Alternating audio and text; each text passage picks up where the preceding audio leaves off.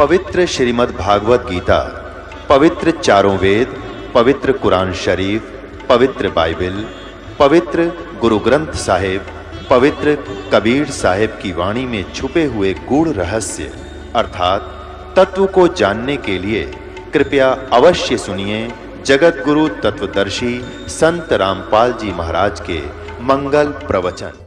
आत्मा में चाह रहती है भगवान की। आज से 500-600 वर्ष पहले तो राजा भी भगवान से घटे डरा करते थे और इसलिए वो अनुष्ठान भी, साधना भी, सत्संग आदि अपने कथा कीर्तन करवाया करते थे। इसलिए राजा प्रतिदिन प्रतिवर्ष एक विशेष अनुष्ठान किया करता था और उसमें काफी दान दक्षिणा श्रद्धालुओं को, आने वालों को देता था, भंडारा करवाता था। एक गुरु भी बना रखा था जो श्री कृष्ण उपासक वैष्णव संत था।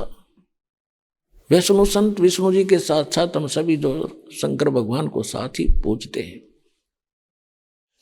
वहां सभी साधु संत आए हुए थे। ज्यादा बढ़ चढ़ का बाग था राजा का, बहुत बड़ा। उसमें कोठी थी, कोठी से 100 फुट की दूरी पर सत्संग का आयोजन करा रखा था, कीर्तन का, जो प्रति वर्ष होता था। परमात्मा वहां चले गए, कबीर जी, कबीर परमेश्वर जी, तो वहां बैठ के श्रोता की तरह। तो परमात्मा प्रसिद्ध बहुत हो रहे थे। ज्ञान के अंदर कुछ अच्छे लोग भी होते हैं जो ज्ञान की कदर भी करते हैं। उनमें से कुछ वो साधु संत भी जो वहां बैठे थे वो भी मालिक के ज्ञान से परिचित थे कि ये बात बहुत अच्छी बताता है।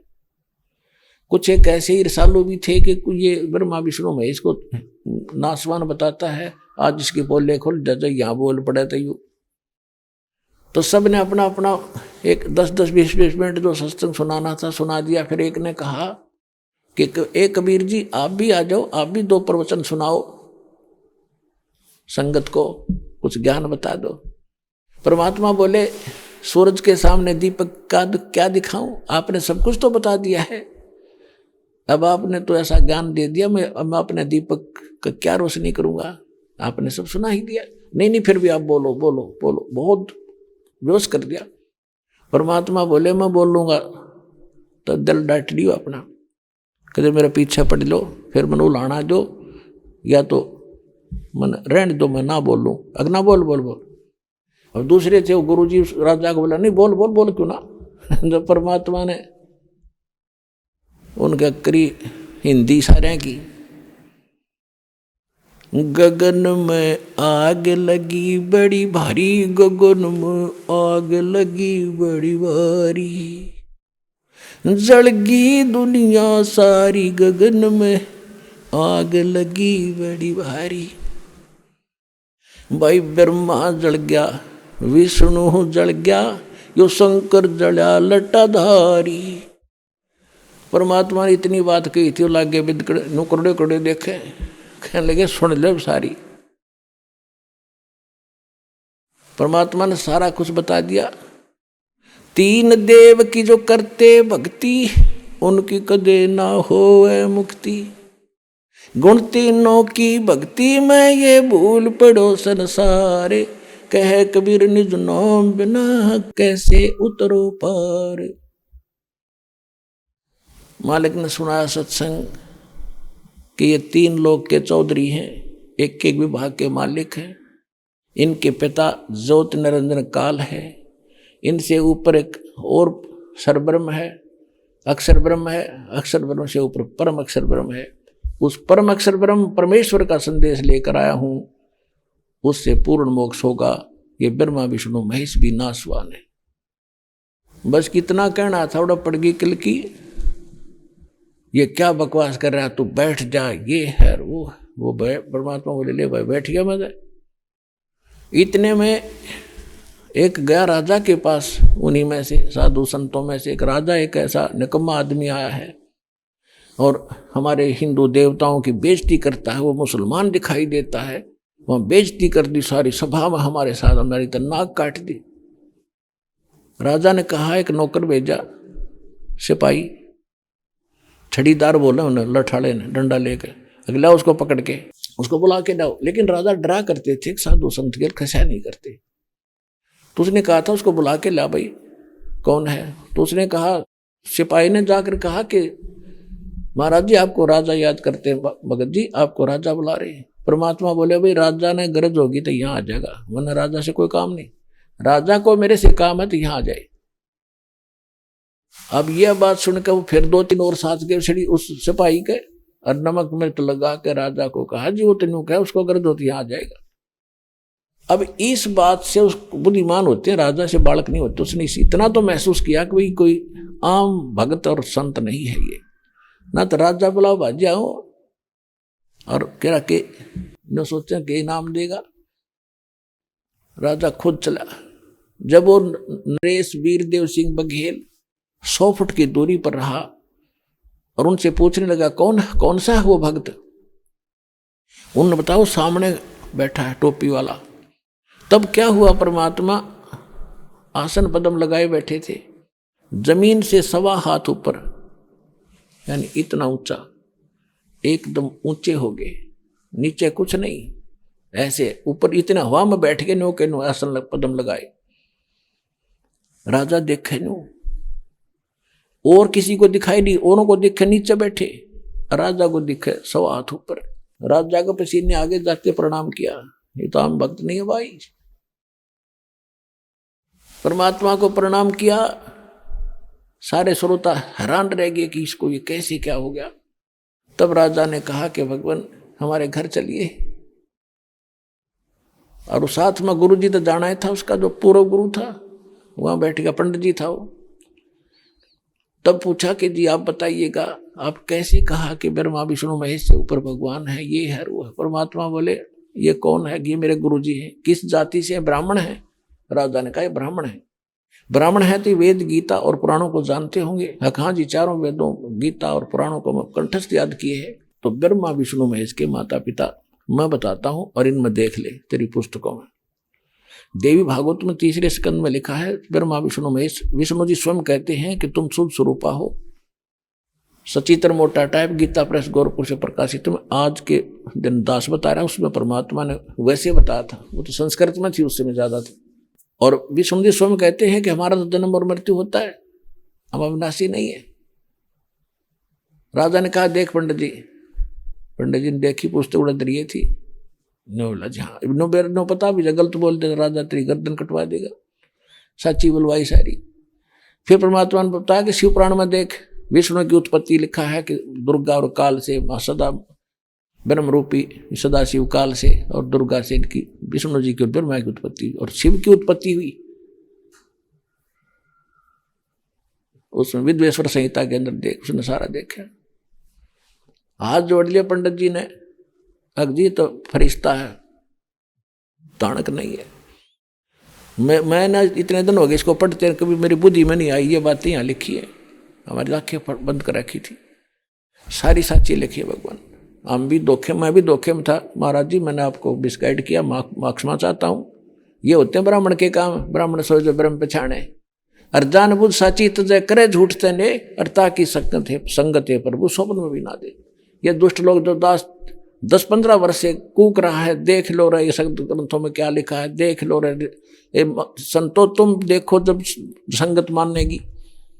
अब ये देख रहे हैं, सबको मालूम हो चुका है कि सच्चाई ये है, लेकिन अपने एम के कारण नहीं आ रहे हैं। तो ये दुश्मन है भगवान के संगत संसार के। और ब्राह्मण और संत वो होता है जो सच्चाई को माने, क्योंकि वो भी भगवान के लिए तो निकले हैं, उनको परमात्मा चाहिए। ये महिमा सदा नहीं रहेगी, आश्रम सदा नहीं रहेंगे, एक दिन छोड़ कर जाएंगे, फिर गधे की नहीं पाओगे जितने नकली संत और पंथ हैं। इसका नाम ब्राह्मण होता है। ब्राह्मण थे रामानंद जी। पहले तो परमात्मा के साथ खूब वाद विवाद किया था। जब परमात्मा ने दाना दाना गिन दिया, विद्वान पुरुष थे, सब कुछ देखा, फिर भी ना पेटा भरा थोड़ा बहुत कि मैं समाधि लगाता हूं। परमात्मा ने कहा कि लगा समाधि।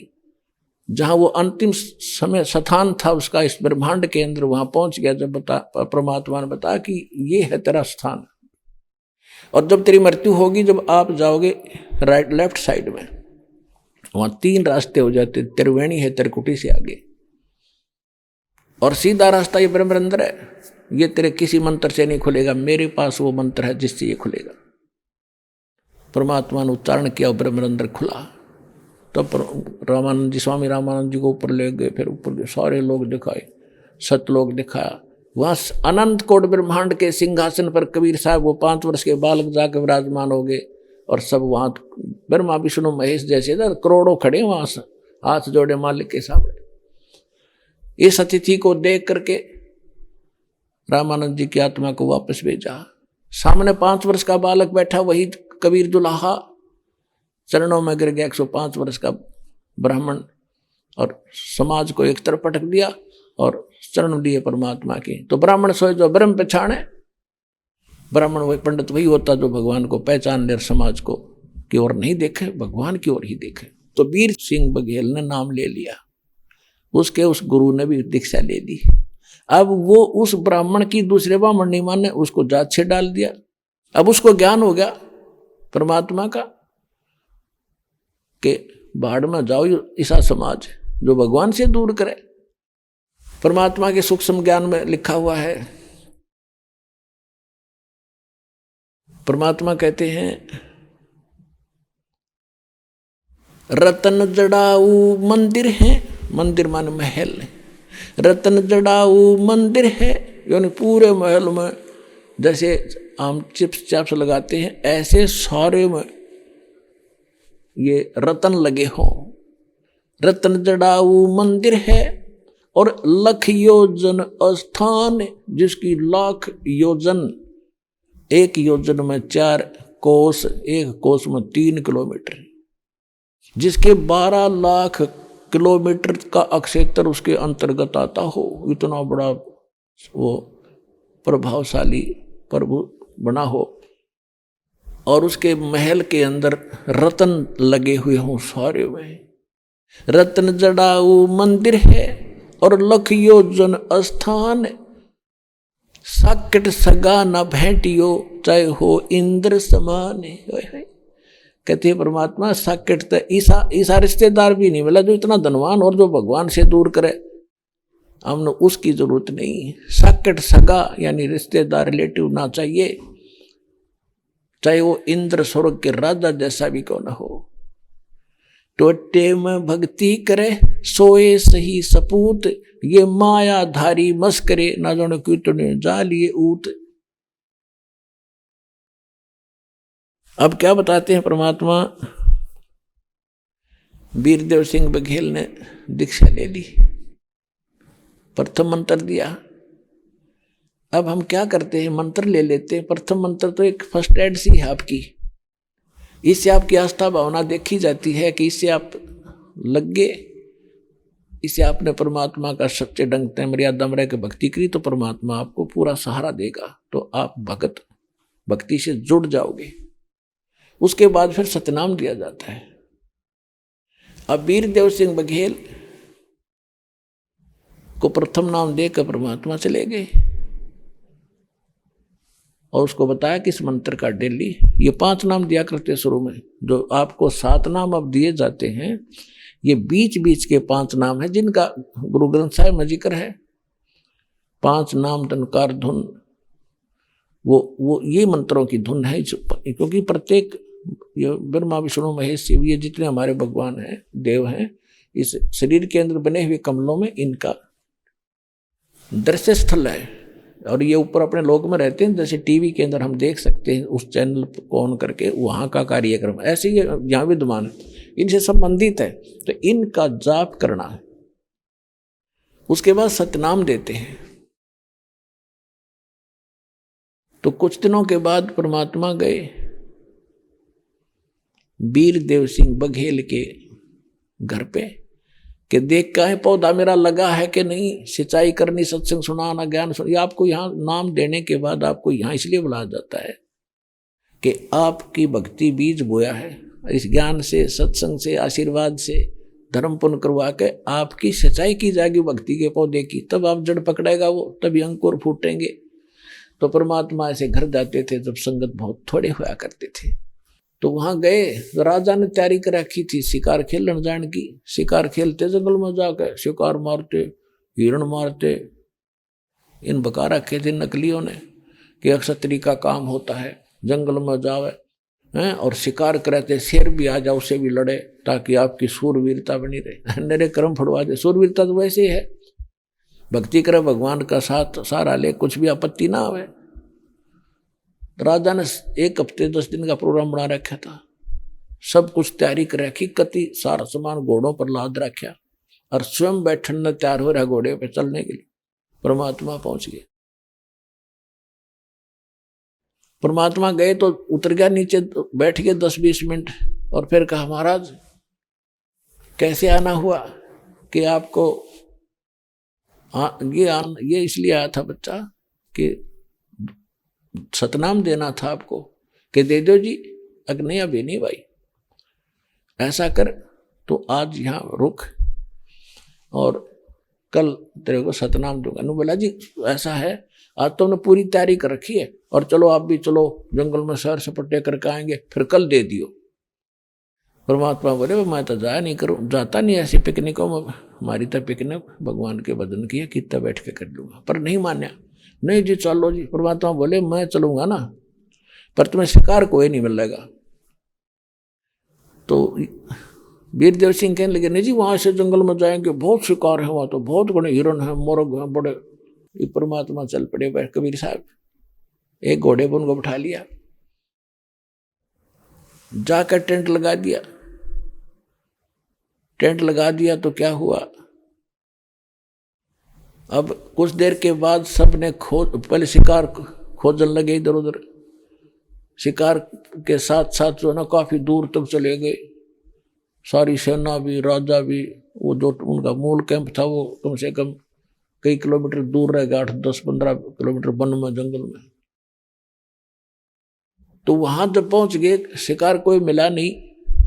एक बैठ गए, एक वृक्ष के सब इकट्ठे हो गए दूर से आके, और उनको इतनी गजब की भूख और प्यास लगी, यदि प्यास 1-आध घंटा पानी ना मिल रहा तो सारे मरे। ये खेल लीला दाता की। तो सब ने, राजा ने आदेश दिया कि पता करके आओ, इधर उधर जाके पहाड़ों पर, इधर कोई जंगल में सरोवर हो, तालाब हो।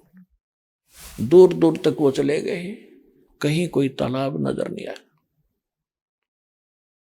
परमात्मा ने कहा कि भाई, परमेश्वर कबीर जी बैठे थे, कहा कि इस पहाड़ पर देख लिया, उस पर देखा हो पा जाए जल। तो सभी हंसने लगे जी, जब नीचे समतल पर पानी नहीं मिला वहां कहाँ पानी होगा, पहाड़ पे कहाँ से जला हुआ था। महाराज जी उनमें से एक समझदार मंत्री था वर्द, वो कहने लगा भाई सतगुरुओं संतां की बात पे विचार कर लिया करे, देख कान में क्या दिक्कत है, घूमे आओ तुम, जब ने कहा है। तो 2-3 सैनिक गए पहाड़ पर से चढ़ते चढ़ते, वहां जाके क्या देखा, बढ़िया सरोवर पानी का भरा हुआ अमृत, और वहां बाग बगीचा, इतना गजब का बाग, लदपद केले, सेब, संतरे, अंगूर।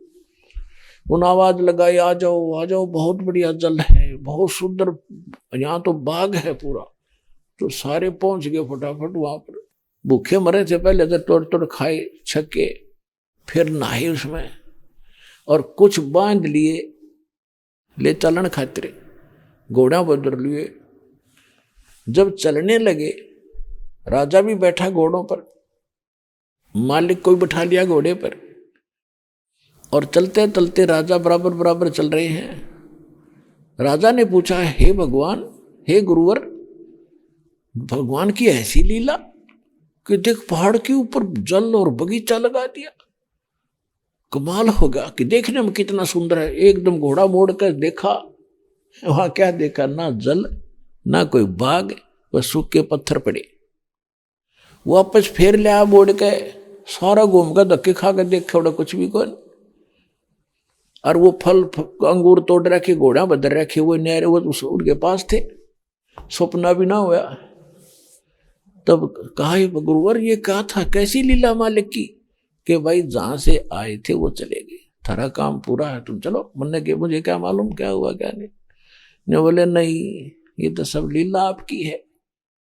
अब चरणा में पड़ गए वो सारे के सारे मंत्री, वो राजा, सब कुछ। हे भगवान आपने जान बचा दी, आज सारे मरने थे, परमात्मा बड़ी दया करी। परमात्मा बोले भाई भक्ति करो, जो मैं तो दास हूँ, उसका भगत हूँ, भक्तां की रक्षा तो भगवान किराए करे।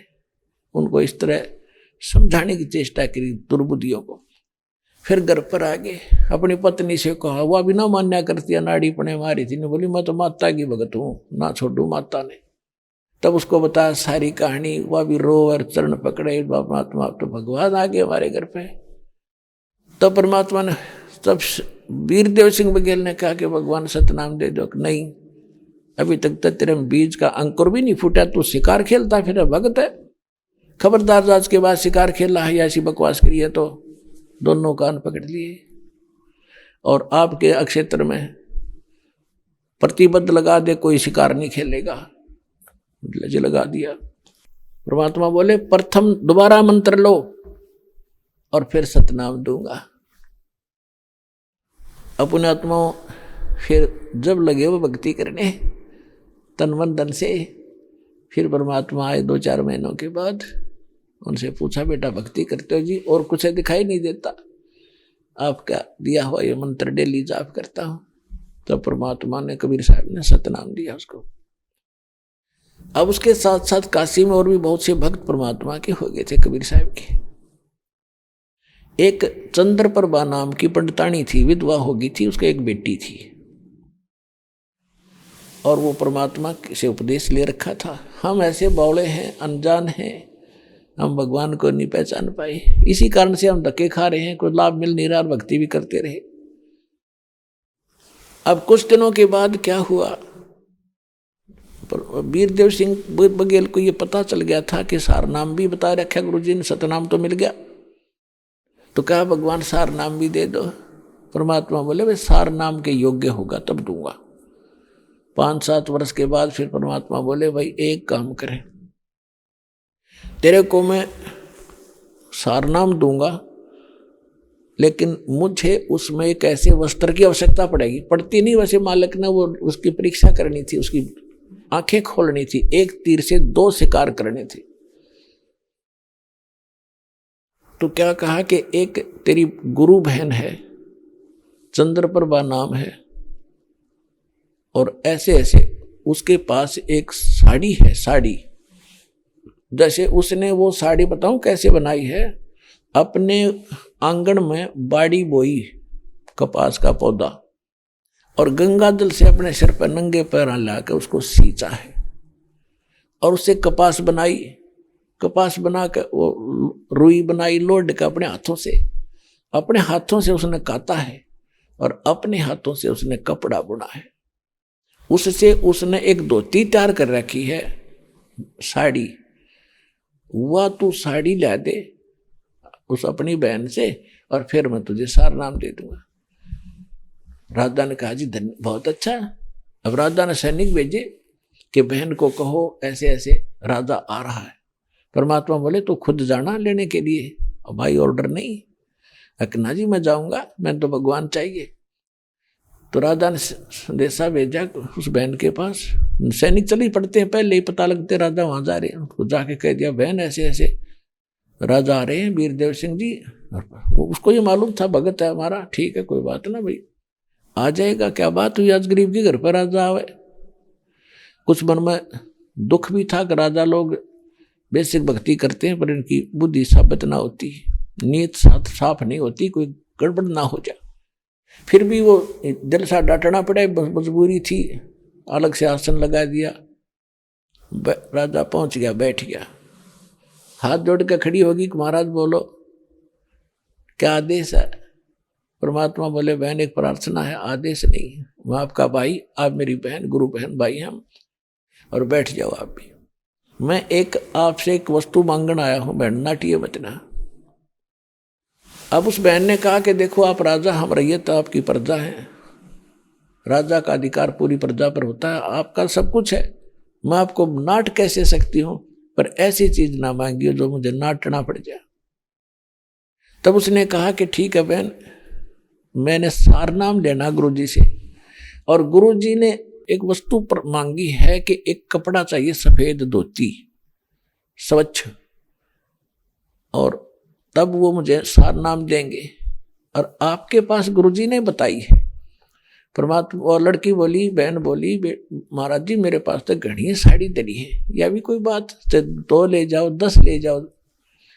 वो राजा बोला नहीं, आपने 2 साड़ी अपने हाथ से ऐसे ऐसे बनाई है, अपने आंगन में बाड़ी का पौधा उगा के, वह साड़ी मंगवाई भगवान ने, गुरु जी ने, वो चाहिए है। तो वो बोली, चंद्रप्रभा कहने लगी, भाई देख यह साड़ी तो मैं नहीं दूं। राजा ने पूछा आप क्या करोगी? कि मैं इसको अपने भगवान जगन्नाथ के चढ़ा के आऊंगी, जगन्नाथपुरी में जाके। मेरा एक एक प्यार का, उसके प्रति प्यार का तार इसके अंदर मैंने पिरो रखा है। राजा बोला, बहन अगर ये साड़ी मुझे नहीं देगी तो मुझे सारनाम नहीं मिला, मेरा जीवन नाश होगा। बहन इसके बदले में तू मुझसे जो चाहे मांग ले, मैं दे दूंगा, 2 5 4 गांव तुझे दे दूंगा, प्रधान बना दूंगा मेरी बहन, मेरा जीवन सफल हो रहा है। कहने लगी, भाई राजा बात सुन ले, तू राजा मैं रैयत हूं, या धोती नहीं दूंगी, मैं भगवान के लिए बनाई है, चाहे देश निकाला दे दे और उन धक्के तो छीन ले, बेशक तेरी ताकत है, पर अपने हाथ से चंद्रप्रभा नहीं देगी तेने, एक वह कहते 100 वह। बहुत देर तक रिक्वेस्ट करता रहा, पर मायूस होकर उठकर चल पड़ा। अब आके ढीले हो, मालिक को तो पता था, तो पूछा भगवान परमात्मा ने पूछा, हाँ भाई बोलो क्या रहा वीरदेव सिंह बघेल? कहने लगा, जी मेरे खोटे भाग हैं, मैं बड़ा नीच व्यक्ति हूं और मेरे भाग में सारनाम नहीं है, मेरी कुमारी किस्मत है। भगवान परमात्मा ने पूछा कि क्या बात हुई? कि सारी कहानी बता दी उसने, लड़की ने, के साथ जो वार्ता हुई थी वीर सिंह ने बताया। तो परमात्मा ने पूछा, वो करेगी क्या उस साड़ी का, धोती का? राजा ने बताया, उसने ये कहा है कि मैं जगन्नाथ के मंदिर पे अपने हाथ से ढाक आऊंगी, मैंने उसके लिए बनाई है, वो मेरा भगवान है विष्णु जी। राजा बोले, परमात्मा बोले, बेटा एक काम कर दे, मैं तुझे सारनाम दे दूंगा, चलो अपनी शर्त में ढीली करता हूं, वो धोती वो वहां से ढाका, उसने पूछ ले कद जावेगी, और वहां तक इसको, उस बेटी को कोई दुख ना हो रास्ते में, यह व्यवस्था तू कर दे।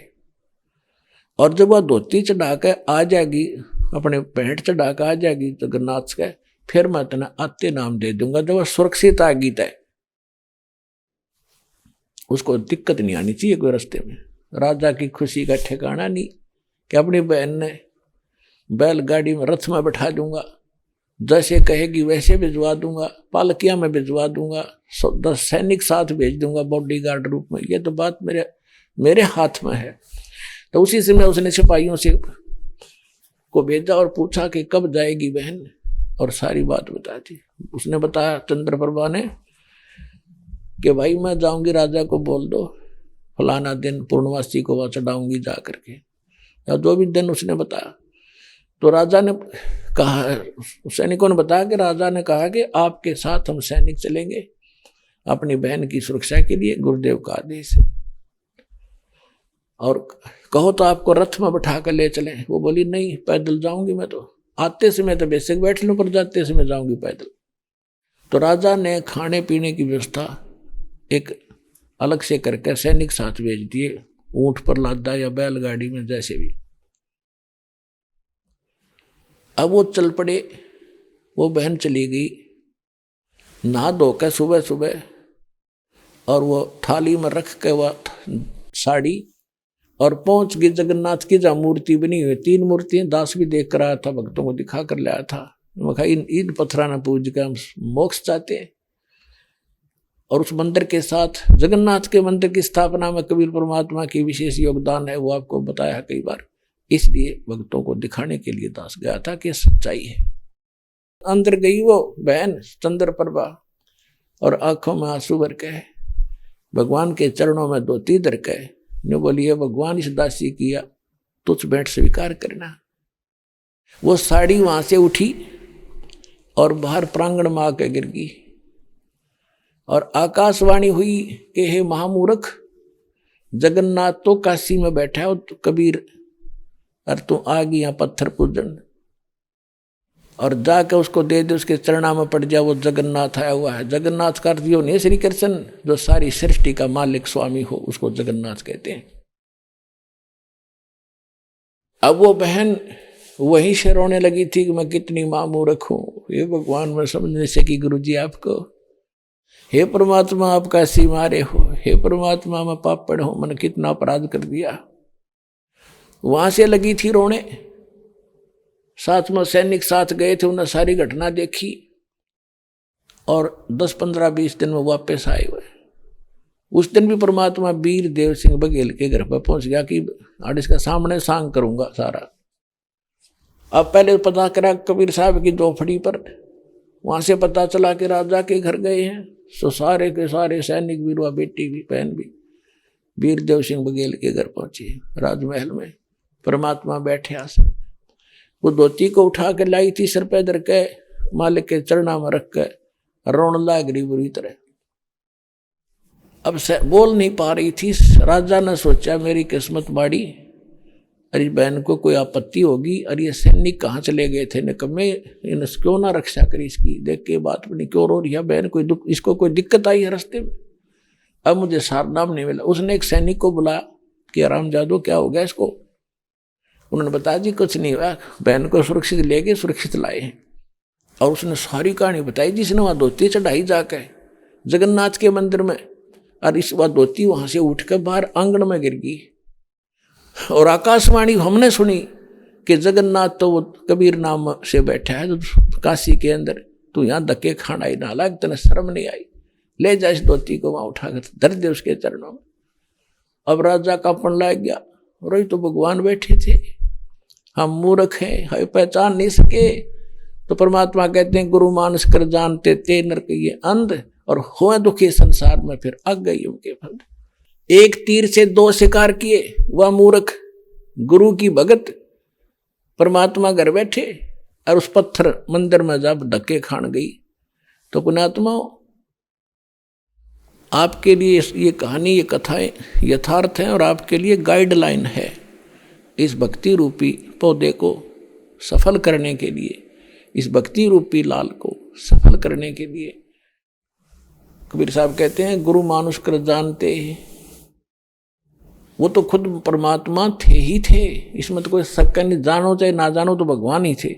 लेकिन इस समय के लिए परमात्मा ने इस दास के लिए वाणी बोली थी कि अपना दास भेजूंगा, अगर उसके प्रति जैसी आपकी श्रद्धा होगी वैसा ही आप आगे जाके व्यवहार करोगे।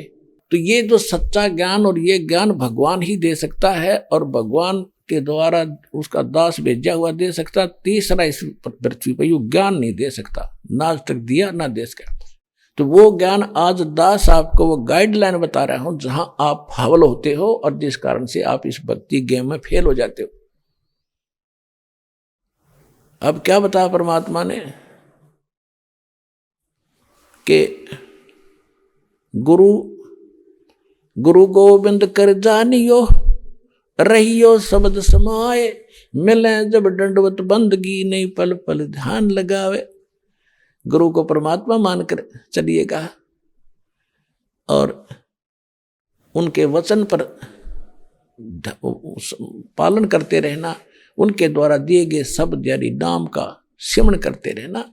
जब गुरु जी मिले दंडवत बंदगी, नहीं फिर भी उनको 100 बार दिन में याद करें।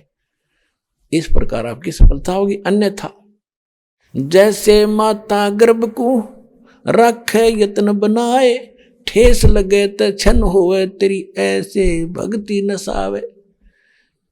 ये मुश्किल से दाव लगे आपका।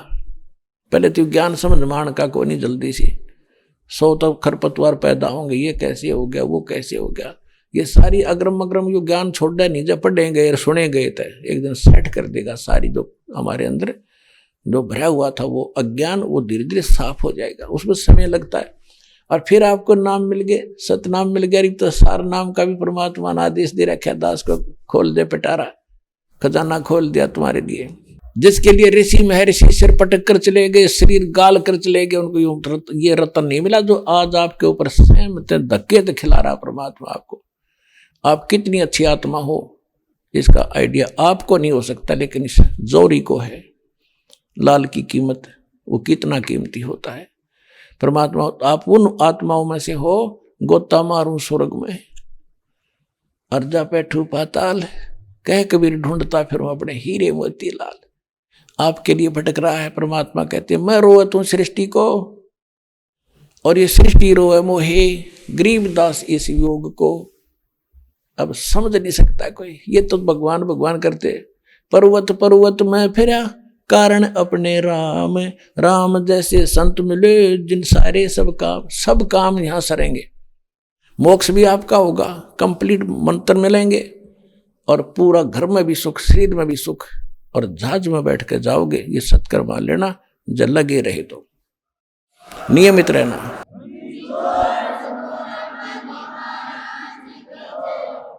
परम पिता परमात्मा पूर्ण ब्रह्म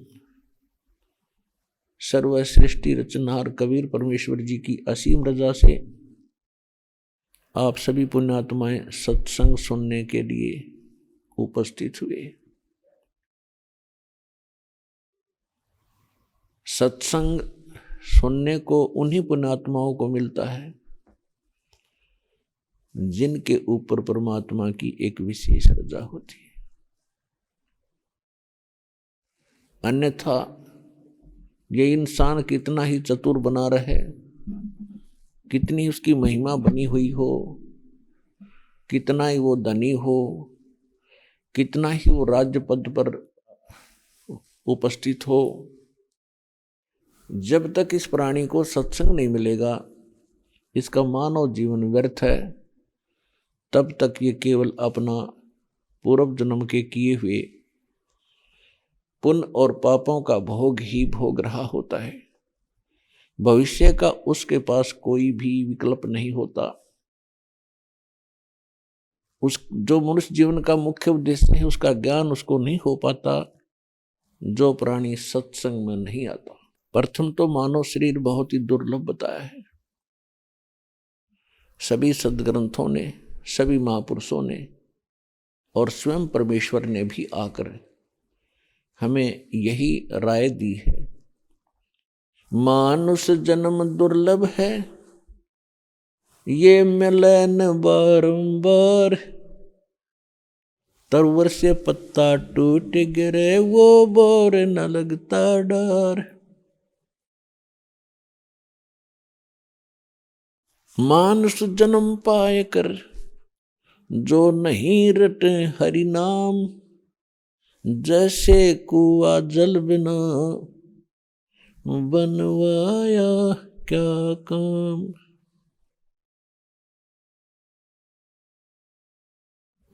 बिन उपदेश अचंभ है, ये क्यों जीवत हैं प्राण, भक्ति बिना कहाँ ठोर है, ये नर नाही पाषाण।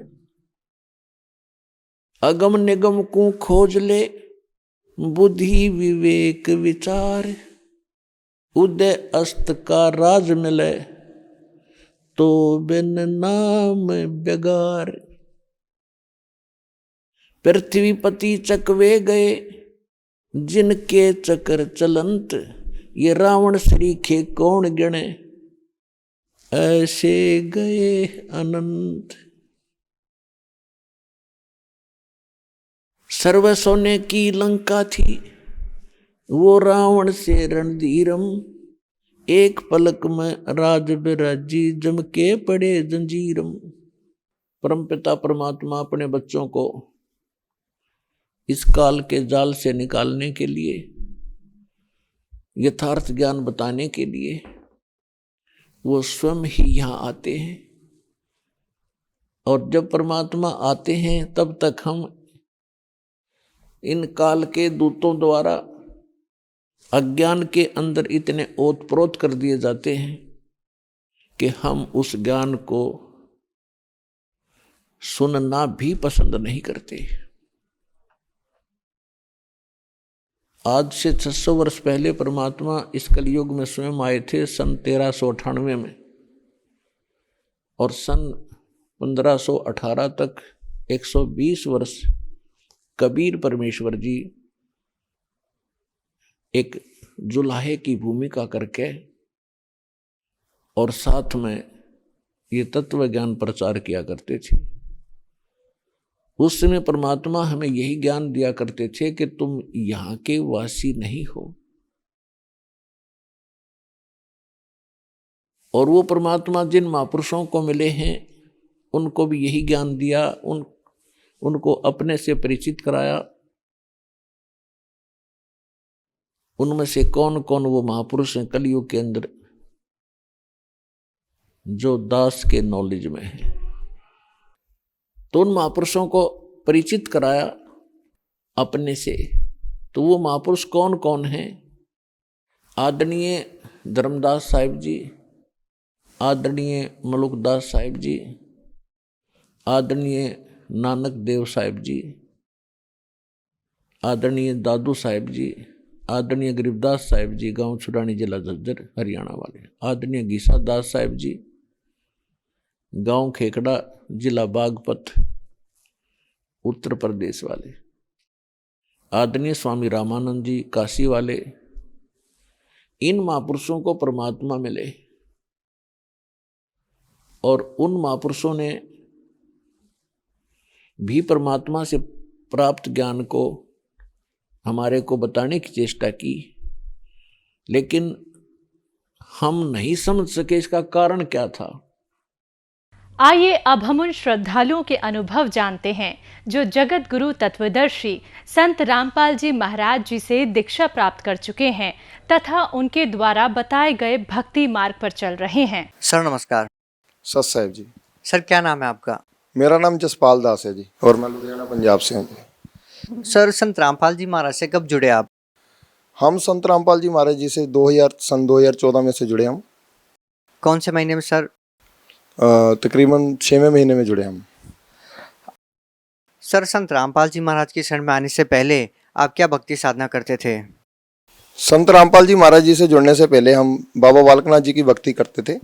और बाबा बालकनाथ जी की भक्ति, क्योंकि हमारा जन्म जो था बचपन से ही हम परमात्मा से काफ़ी जुड़े हुए थे और हम पैदल यात्रा वगैरह भी करते थे, बाबा बालकनाथ जी पे जाते थे।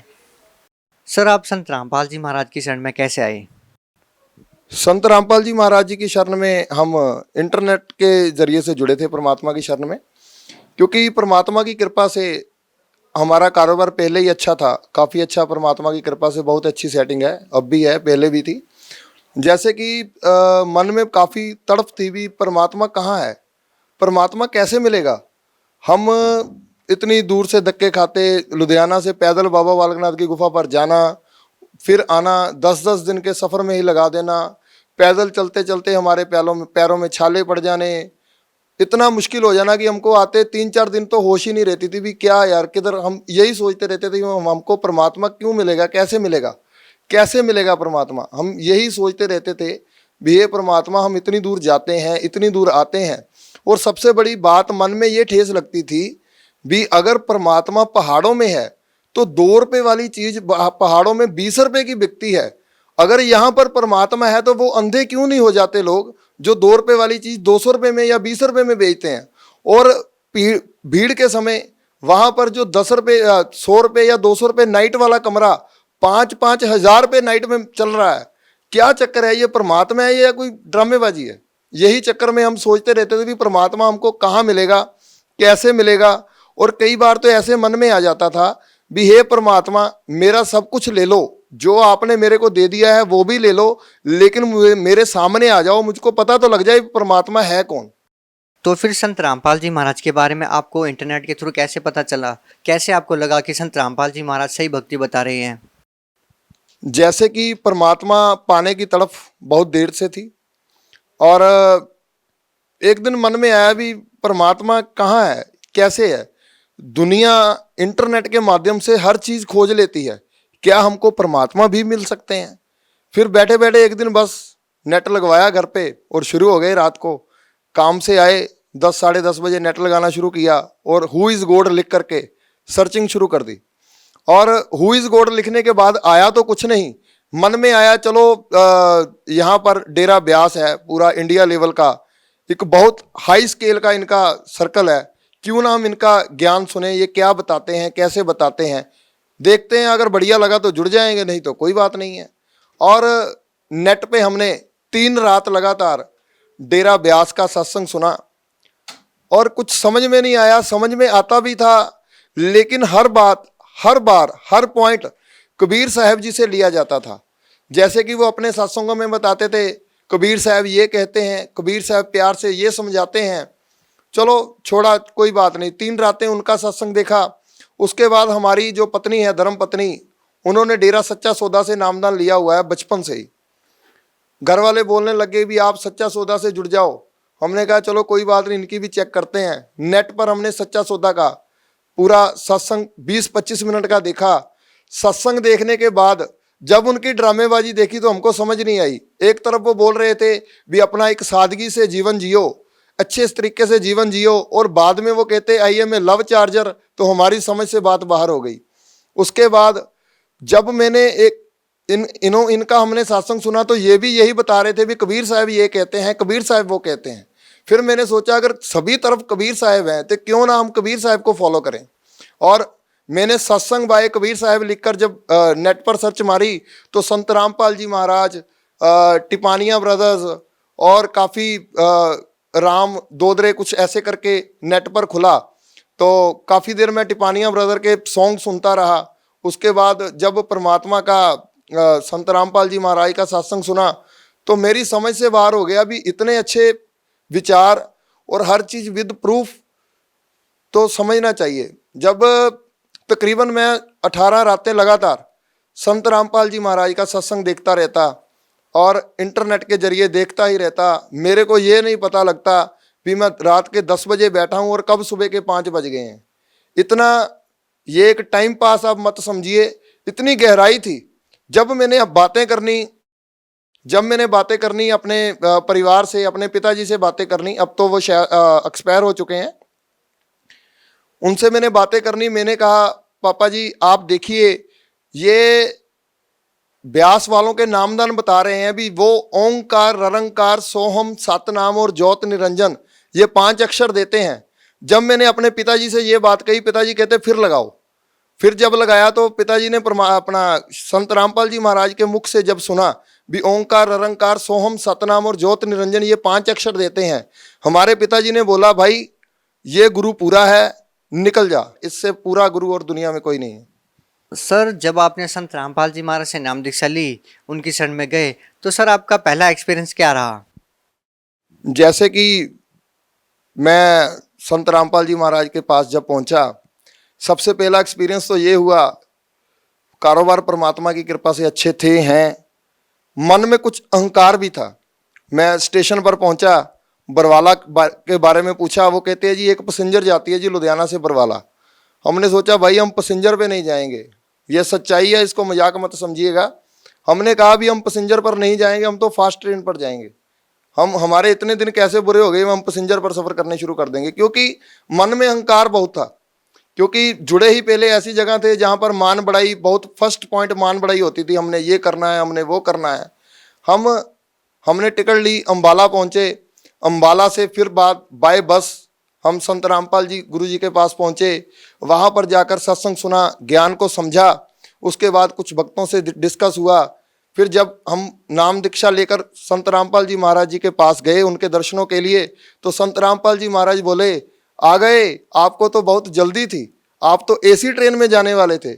हमारा तो आंसू निकल आए, हे परमात्मा ये कहाँ तक आपने तारें जोड़ रखी हैं। आज मैं पहली बार जिंदगी में आया हूँ और मैं लुधियाना से चल रहा हूँ, मैं आपसे कब का टच हूँ।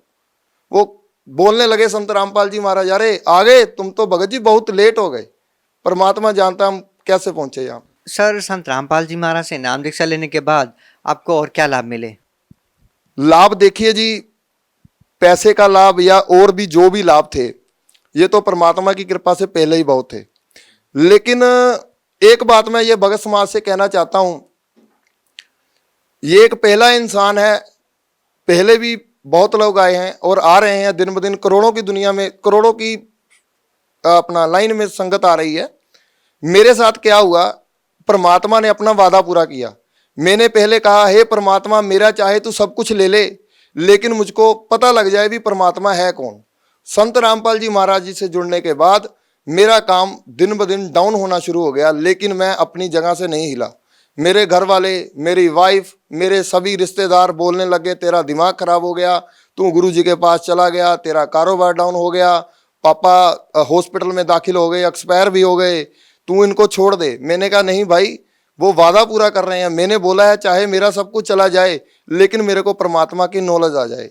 जब अब तकरीबन 1.5 साल हो गया मेरे को नाम दीक्षा लिए हुए, अब परमात्मा की कृपा से मेरे पास सब कुछ है, सारी सेटिंग हो चुकी है, जो भी किसी का लेना देना सब खत्म हो चुके हैं। अब परमात्मा की कृपा है, कारोबार भी अच्छा चल रहा है।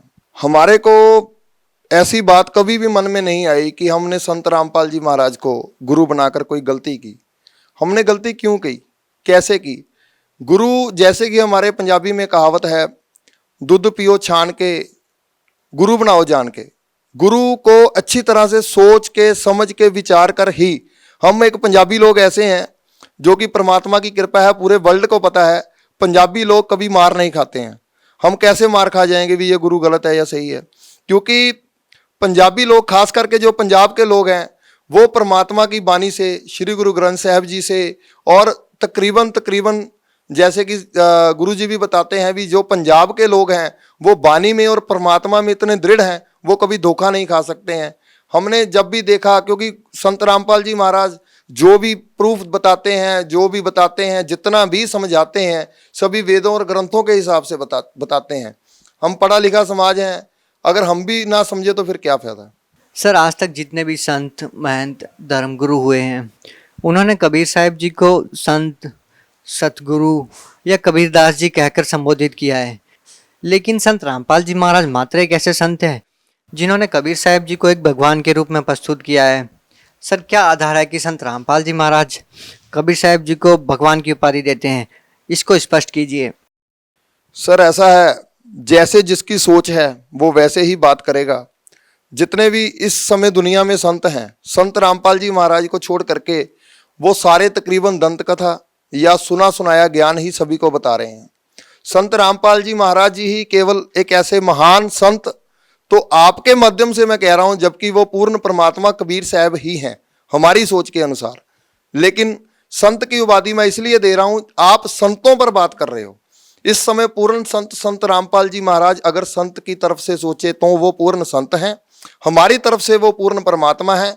आगे बात ये रही कि आप कहते हो कि कबीर साहब को सभी ने कबीर दास या भक्त कबीर कहकर ही संबोधित किया है, और संत रामपाल जी महाराज पूर्ण परमात्मा, इनको कैसे बताते हैं? जैसे कि मैंने पहले बताया कि लोग, जिसको जितना ज्ञान है वो उतनी ही बात करेगा।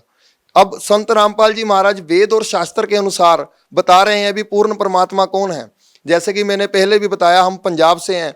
पंजाब में हम श्री गुरु नानक देव जी की बाणी, श्री गुरु ग्रंथ साहिब जी, और इससे काफ़ी लगाव है हमारा, क्योंकि ये एक ऐसी अमृत बाणी है। जैसे बाणी में भी आता है, तुर की बाणी आई जिन सगली चिंत मिटाई। अगर ये बाणी समझकर, ये बाणी सुनकर किसी के मन में शंका रह गई तो वो मेरे हिसाब से फिर धुर की बाणी कैसे हो गई?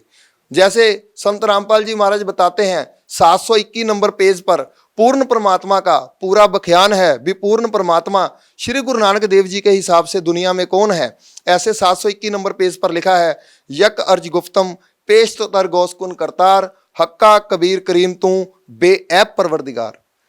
अगर हम इसको दूसरी तरफ लें, अगर कोई, जैसे मेरी किसी से डिस्कस होती है तो वो कहते हैं ये फारसी के शब्द हैं। हम पढ़े लिखे हैं, इंटरनेट का ज़माना है, आप फारसी की डिक्शनरी खोल लो, उसको हिंदी में, पंजाबी में, अंग्रेजी में, उर्दू में, जिसमें मर्जी ट्रांसलेशन करके देख लो भी इसका क्या मतलब है। इसके मतलब के बाद कई जगह पर श्री गुरु नानक देव जी की बानी में तो स्पष्ट लिखा हुआ है। जैसे कि 24 नंबर पृष्ठ पर आता है, एक स्वान दोए स्वानी नाल, पलके भौंके सदा बख्याल, कूड़ छुरा मुठा मरदार, तानक रूप रहा करतार, पत की पादना करनी की कार, हो बिगड़े रूप रहा विकराल, तेरा एक नाम तारे संसार, मैं एहो आस एहो आधार, मुख निंदा आखां दिन रात, पर कर जो ही नीच सनात, काम क्रोध तन वसे चंडाल, तानक रूप रहा करतार। दानक के रूप में केवल, दानक का मतलब जुलाहा होता है, जुलाहे के रूप में केवल कबीर साहब ही आए हैं और दुनिया में ना तो कोई संत आया है ना ही कोई देवी देवता आया है। इससे क्लियर होता है कबीर साहब ही पूर्ण परमात्मा है। उसके बाद 969 नंबर पेज पर, अगर आपको इससे भी समझ नहीं आ रही है तो 969 नंबर पेज पर, 969 पेज पर आप खुद पढ़ सकते हो श्री गुरु ग्रंथ साहिब की वाणी में। 969 नंबर पेज पर श्री गुरु ग्रंथ साहिब की वाणी में लिखा है, अब तो जाओ चढ़ो सिंहासन, मिले है सारंग पानी, राम कबीरा एक पए हैं कोई ना सके पछाणी। इससे भी स्पष्ट मेरे हिसाब से तो और कहीं लिखा हो ही नहीं सकता। सर, जैसा कि गुरुद्वारों में एक पाठ होता है, उसमें भी कहा गया है कि कबीर साहब के बारे में कुछ वाणियां हैं, कुछ बातें हैं, इसके बारे में स्पष्ट कीजिए। इसके बारे में सर मेरा ये एक विचार है। विचार क्या है? ये तो सच्चाई है, इसमें विचार, सच्चाई में विचारों की कोई मेरे हिसाब से अहमियत नहीं होती है। जैसे कि मैंने बताया भी, 3 प्रूफ तो मैंने आपको बता दिए हैं। कम से कम 100 से ज्यादा proof Kabir is God, Kabir is supreme God के श्री गुरु नानक देव जी की वाणी श्री गुरु ग्रंथ साहिब जी में अंकित है।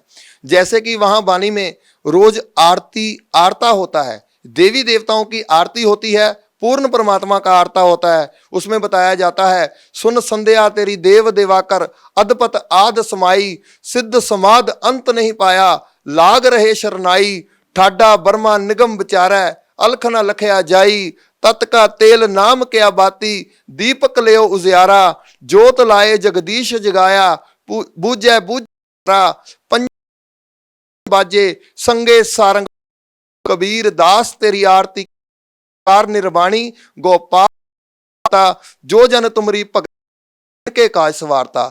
इससे मेरे हिसाब से पूरे वर्ल्ड में, पूरे ब्रह्मांड। सर, हम आपसे ये भी कि आज के संतों महंतों की भाट सी आई हुई है, आखिर लोगों के लिए समझना मुश्किल, सच्चा सदगुरु कौन है, आखिर को जाए, आप क्या कहना चाहेंगे इस? सच्चा सतगुरु देखो जी, भगत समाज सारे ही भगत हैं। जा रहे हैं देवी पर, जा रहे हैं पहाड़ों में, जा रहे हैं बाढ़ में, जा रहे हैं जिधर भी जा रहे हैं, भी पूर्ण संत की पहचान। पूर्ण संत शास्त्रों के अनुसार ही भक्ति, जैसे कि गुरुजी भी बताते, टीचर सिलेबस के अनुसार पढ़ाई करवाता है, टीचर है, बाकी सब अनजान है, बाकी सब तरफ के लोग हैं। सर, आप भगत समाज को क्या संदेश दें? भगत समाज को मैं यही जी, आप पढ़े लिखे हो, इतने बड़े दुकान व्यापारी हो, छोटे भी बताना चाहता हूं अपनी तरफ से। एक दुकानदार एक सिंपल अपनी दुकान में वही सामान रखे, उसको फायदा होगा। वाली चीज अगर 10 में बिकेगी तो वो 8 वाली, 7.25 वाली भी। ये मानव जीवन शरीर बार बार नहीं मिले, इसका हम लाभ लेकर चलें, बार के साथ साथ परमात्मा की तरफ। हम तो यही कहना चाहते हैं, शरीर, मानव शरीर बार बार नहीं मिले। संत पूर्ण परमात्मा, मेरे हिसाब से पूर्ण परमात्मा है। आप रह सकता है पूर्ण संतों, पूर्ण परमात्मा धरती पर आए हुए हैं, अपना ऊट पटांग करके। जैसे कि हम एक मोबाइल है, 2-4 रुपए वाला भी मोबाइल है, बार बार बदल के कुछ ना कुछ नया दे। तो भगत समाज को ये कहना चाहता हूं, आप चाहे मोबाइल की तरह ही 4-5 महीने ही सही केवल की तरफ लगाकर देख लीजिए, संत रामपाल जी महाराज की शरण पर आकर देख लीजिए। अगर आपको समझ आती है तो आप आओ, नहीं समझ आती है तो कोई बात नहीं, एक बार अपने वेदों को, ग्रंथों को चेक जरूर कर लो भी कौन हमको सही बता रहा है, कौन गलत बता रहा है। जी, बहुत बहुत धन्यवाद। साथ साहिब जी।